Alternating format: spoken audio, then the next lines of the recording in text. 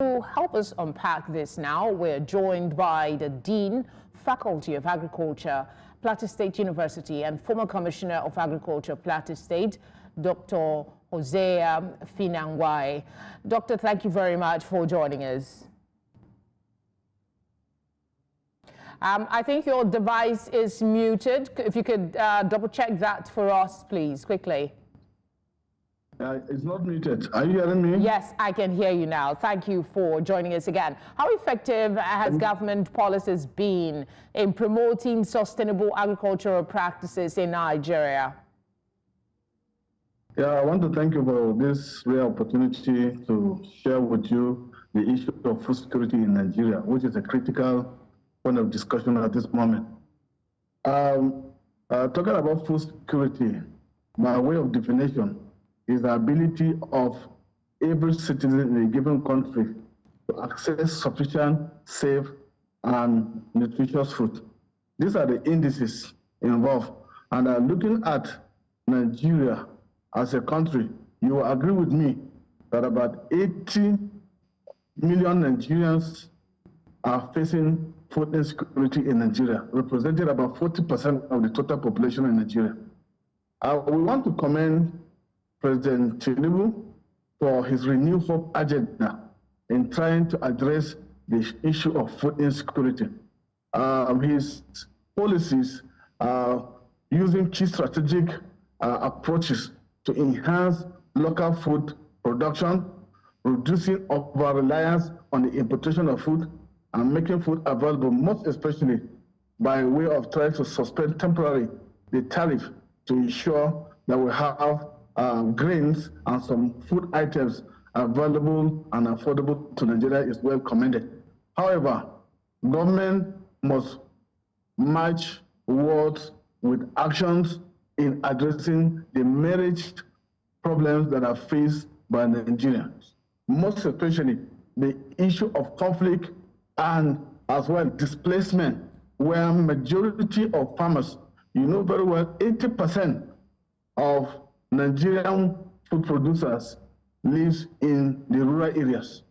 And so as the peasants are affected by displacement, they find it very difficult to locate their roots to produce food for Nigeria. This is a major problem. The Boko Haram is there, the banditry activities are there, the kidnapping, and as well as the cattle rustling are major challenges that our farmers in the rural areas are facing. And as long as this particular challenge is facing our farmers are facing as well, we will find it very difficult for these smallholder farmers to be encouraged to go into production. Factor. Okay. Go ahead. Another factor is the climate change. You find it very difficult today to define the pattern of rainfall in Nigeria because of climate change. So there must be deliberate effort by government to adopt climate-smart agriculture, where resilient crops and livestock must be adopted, must be brought into bear to improve food production in Nigeria.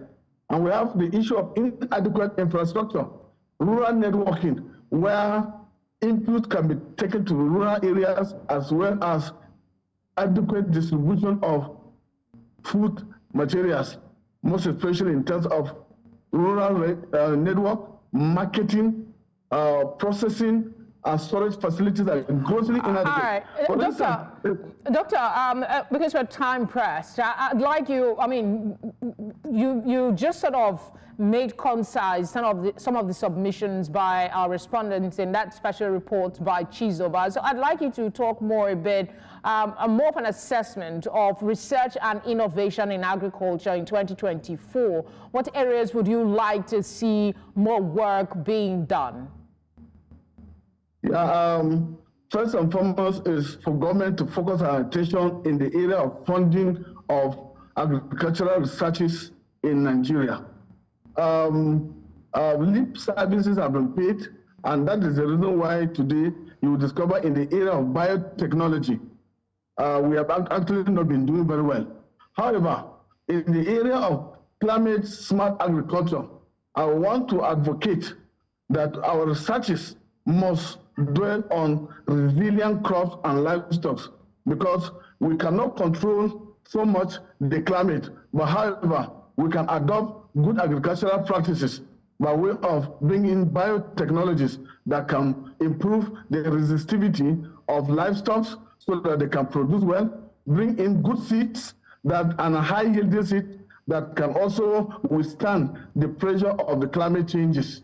And I also want to say that encouraging sustainable agriculture by way of agroforestry, soil conservation, and as well as soil mapping, because hitherto our farmers do not actually appreciate the aspect of soil analysis, and that is the reason why we are not getting much. So one of the areas of research we have to dwell on if we want to actually produce much of these crops so that we will take advantage of the potential we have in Nigeria is that we have to test our soil and know the type of crop that will be grown there, and then use high yielding varieties. All right, Dr. Finangwai. Can withstand the test of time. Thank you for speaking with us. Thank you very much.